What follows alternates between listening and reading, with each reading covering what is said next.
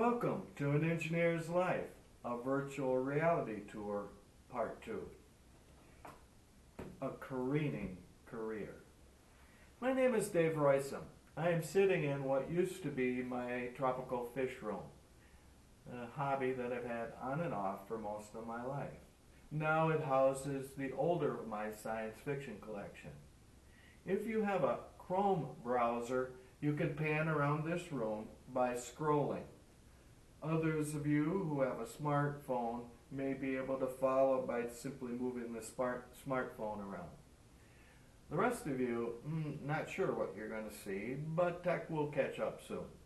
So if you follow me around, we'll take a look at my sci-fi collection. Perhaps the centerpiece is Tom Swift, 100 volumes of Tom Swift dating from 1910 to just past the year 2000. Think of Tom Swift as Hardy Boys for engineers.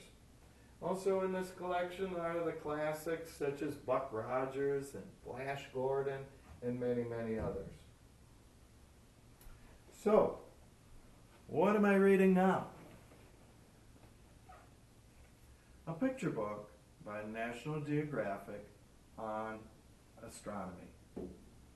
Though I've had a couple of telescopes, I've mostly been an armchair astronomer since the age of 6. I grew up with the Sputnik, Mercury, Gemini, and Apollo missions. Though I would have certainly loved to have been an astronaut, I knew in the back of my mind that this would be very unlikely, no matter how hard I tried. Instead, I knew what I was going to be was an astronomer in support of these space missions, and I read everything I could about the subject. That is, until I was about ready to go to college. A visiting high school guidance counselor who I've never met before and never saw again in my life said that I don't want to be an astronomer. Wow, shocked.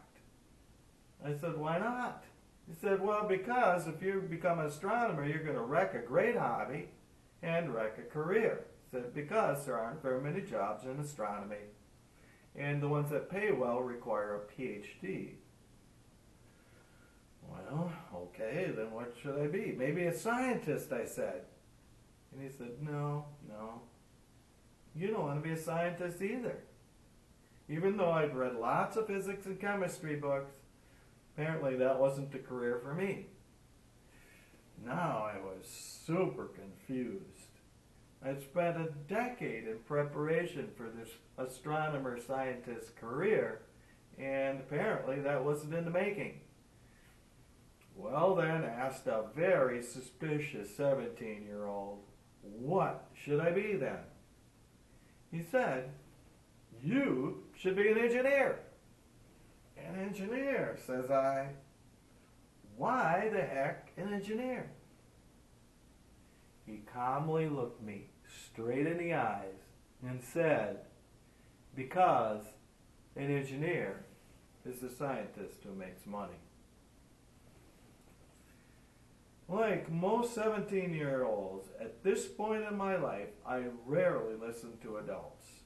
But something in me recognized some opportunities may be better, faster, or cheaper than others. This heightened awareness and openness to opportunities has led me to take my first job at one of the oldest, largest, and most capable of the web machine builders, the Beloit Corporation. This heightened awareness and openness to new ideas led me to leave a great paying job there twice. Both times to go back to school. The second time was to get my PhD at the new formed Web Handling Research Center at Oklahoma State University. Well, enough for these stories, and my sincere apologies to scientists out there who may be completely happy with their careers. Perhaps I sold my soul to the devil to become an engineer. More likely, I could have been happy in almost any technical pursuit. Thank you so much for listening to this silly little story in my library. In the next clip, we will return one more time to the subject of reading. See you next time.